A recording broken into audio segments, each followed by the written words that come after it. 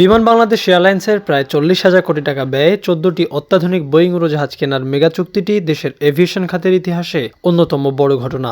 এত বিশাল অঙ্কের বিনিয়োগ দেখে অনেকেই একে কোষাগারের ওপর পাহাড়সম বোঝা হিসেবে ধারণা করছেন। তবে এভিয়েশন বিশেষজ্ঞদের অর্থনৈতিক বিশ্লেষণ বলছে সম্পূর্ণ ভিন্ন কথা। সঠিক পরিকল্পনা এগোলে এই বিশাল ঋণ পরিশোধ করা বিমানের জন্য মোটেও কঠিন কোনো কাজ হবে না। আগামী 2031 সাল থেকে এই আধুনিক উড়োজাহাজগুলোর সরবরাহ শুরু হয়ে 2035 সালের মধ্যে তা পুরোপুরি বহরে যুক্ত হবে। তাই ঋণ পরিশোধের প্রস্তুতির জন্য বিমান বেশ চমৎকার একটি দীর্ঘমেয়াদী সময় পাচ্ছে। আর এই পরিকল্পনা অনুযায়ী এগোলে 14টি বিমান শুধু নিজেদের কিস্তি তুলবে না, বরং বিশাল অঙ্কের মুনাফা এনে দেবে।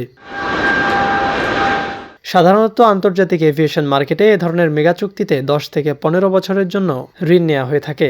যদি 15 বছরের সময়সীমা হিসেবে হিসাব করা হয়, তবে 35,000 থেকে 40,000 কোটি টাকার এই ঋণের বার্ষিক আসল দাঁড়ায় প্রায় 2,333 কোটি টাকা। এর সাথে যদি সুদের হার 5 থেকে 6% ধরা হয়, তবে শুরুতে বছরে সুদের পরিমাণ দাঁড়াবে প্রায় 1500 থেকে 2,000 কোটি টাকা। অর্থাৎ আসল এবং সুদ মিলিয়ে প্রতি বছর বিমানকে প্রায় 3,000 থেকে 4,000 কোটি টাকা কিস্তি হিসেবে পরিশোধ করতে হবে। প্রথম দেখায় এই অঙ্কটি পাহাড়সম মনে হলেও উড়োজাহাজগুলোর আয়ের সমীকরণ বলছে অন্য কথা।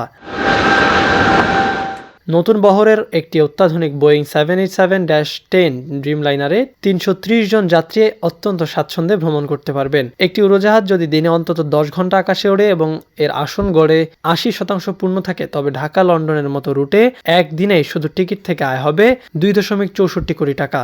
এর সাথে গড়ে 50 লাখ টাকার কার্গো আয় করলে একমুখী যাত্রায় মোট আয় দাঁড়াবে 3.14 কোটি টাকা। রাউন্ড ট্রিপ বা আসা যাওয়ার হিসাব করলে দিনে একটি উড়োজাহাজের আয় গিয়ে ঠেকবে 6.28 কোটি টাকায়। আর বছরে 300 দিন উড়োজাহাজটি চললে শুধু একটি বিমান থেকেই 1884 কোটি টাকা রাজস্ব আয় করা সম্ভব।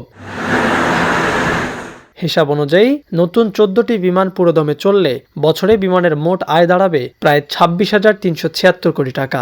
এখানে মোট আয়ের 70% বা 18,463 কোটি টাকা যদি বিমানের জ্বালানি, পরিচালনা ও অন্যান্য আনুষঙ্গিক খরচ হিসেবে বাদ দেওয়া হয়, তারপরও নিট লাভ থাকে প্রায় 7,313 কোটি টাকা। আর এই বিশাল লাভ থেকে 4,000 কোটি টাকা ঋণের সর্বোচ্চ কিস্তি অত্যন্ত স্বাচ্ছন্দ্যে পরিশোধ করার পরও বিমানের হাতে প্রতি বছর প্রায় 3,913 কোটি টাকার উপর নগদ অর্থ থাকবে।